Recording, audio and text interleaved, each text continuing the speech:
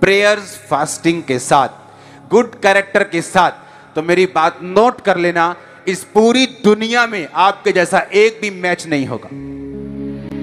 और आमीन ऊंचे वाला चाहिए।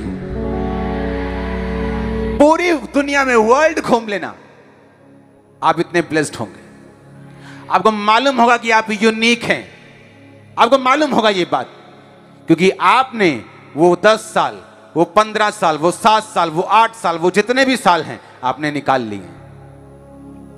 जब आप मसीह में आते हैं, पहला साल बड़ा नाजुक होता है, दूसरा साल थोड़ा और कम नाजुक होता है, तीसरा साल थोड़ा और कम नाजुक होता है।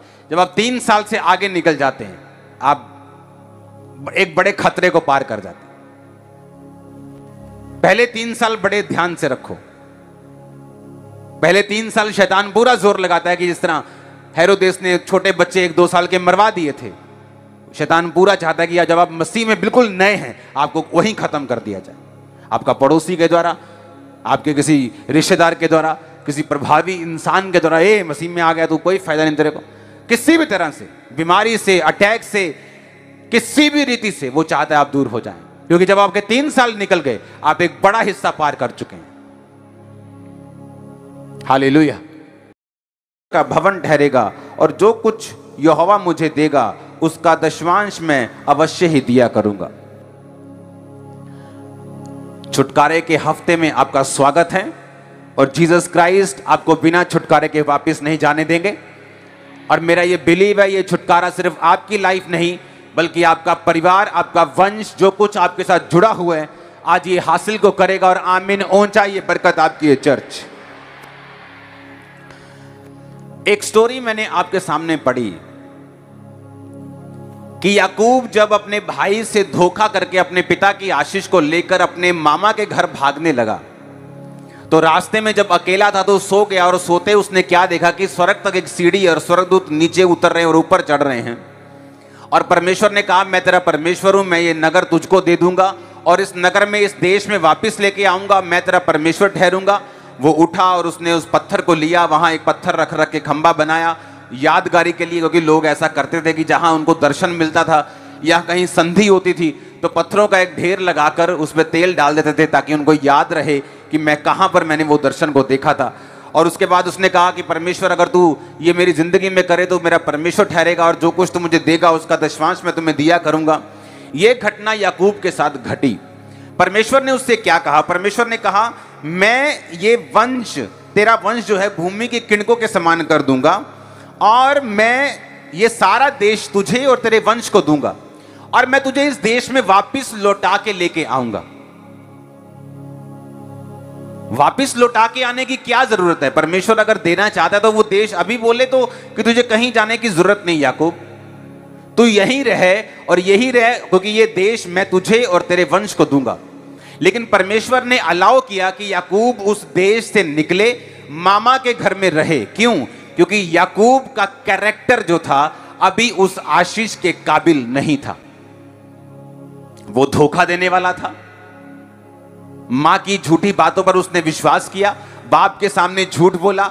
आशीष तो मिल गई, लेकिन उसके साथ श्राप भी था कि उसे अपने माता और पिता को छोड़ के जाना पड़ा। उसकी मां की मृत्यु हुई, बहुत सारी चीजें उसके साथ घटी क्योंकि उसने परमेश्वर के वचन को अपना स्टैंडर्ड, अपनी लाइफ का आधार नहीं बनाया। अब बाइबल कहती जब वो अपने मामा के घर में, लाबान के घर में रहा, वहां 7 साल उसने जिसे शादी करनी थी उसके लिए सेवा की, फिर अगले 7 साल और की, फिर 7 साल वो 20 साल भेड़ और बकरियों को चराता रहा वहां। और परमेश्वर ने फिर उसको बोला, अब तू वापस चला जा।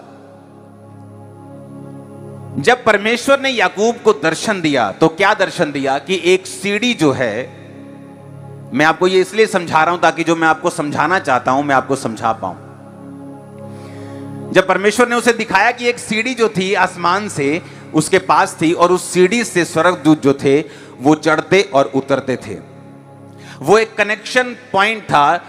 और उस समय भी परमेश्वर ने कहा, याकूब तेरी जिंदगी में मेरी इच्छा यह है कि मैं तुझे जिस देश में तू भगोड़ा होके और भाग भाग के जा रहा है ना, मैं तेरे वंश को ये पूरे देश दूंगा और तेरे वंश को धूल के किणकों के समान अनगिनत कर दूंगा, तुझे देश बना दूंगा और सारी दुनिया के जो कुल हैं वो तेरे द्वारा आशीष पाएंगे।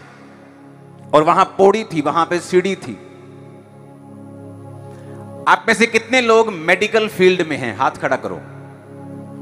ओके, एक पिक्चर दिखाएंगे हम, वो पिक्चर बताओ किस चीज की है। वो सीढ़ी की पिक्चर दिखाओ, किस चीज की पिक्चर है ये? माइक दे दो उनको, खड़े हो जाओ मेडिकल वाले भाई, ऊंची बोलो, क्या है ये? किसको पता है ये क्या है? वो जिसको पता है उसको माइक दो। पापा ये क्रोमोसोम है, ये डीएनए है। डीएनए है, हाँ यस। दूसरी पिक्चर दिखाओ डीएनए की।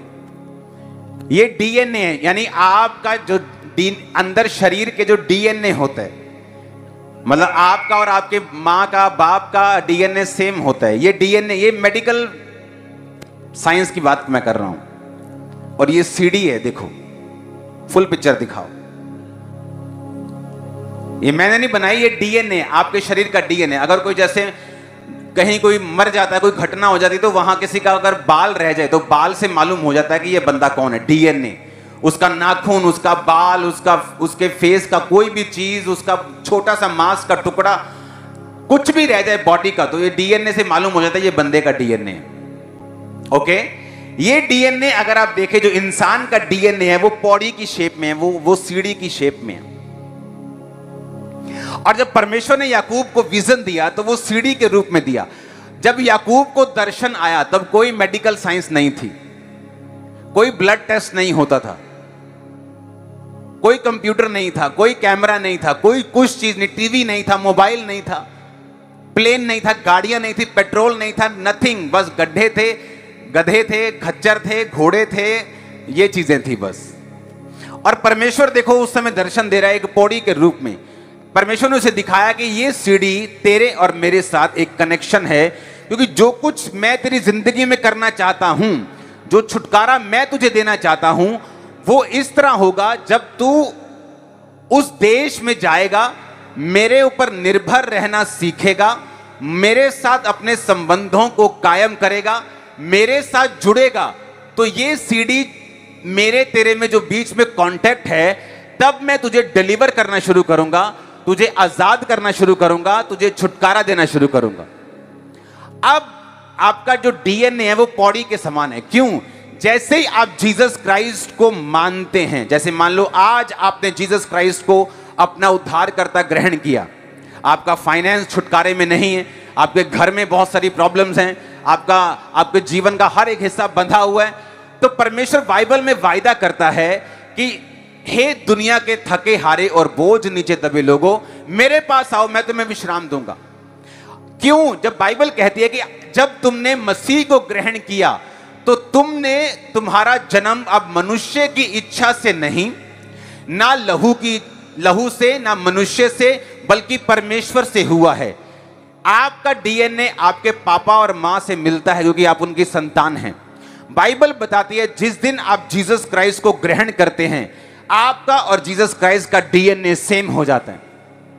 और वो पौड़ी की शेप में इसलिए परमेश्वर ने दिया कि जो वायदे परमेश्वर ने आपके साथ किए हैं बाइबल में, धर्मी का वंश बचाया जाएगा, मैं तुझे लंबी आयु दूंगा, मैं तुझ पर वो रोगों को नहीं आने दूंगा, मैं तुझे सिर बनाऊंगा पूंछ नहीं, मैं तुझे टॉप पर बिठाऊंगा, मैं तुझे उत्तम वस्तुएं दूंगा, मैं तुम्हें दुनिया की हर उत्तम चीज दूंगा, मैं तुम्हें तुम्हारे दुश्मनों से बचा के रखूंगा, वैरी तुम्हारी ओर चढ़ेगा और शर्मिंदा होगा, जितने तुम पर नालिश करेंगे, तुम पर मुकदमा करेंगे, सब तुमसे हार जाएंगे। ये सारे वायदे परमेश्वर ने वचन में किए हैं।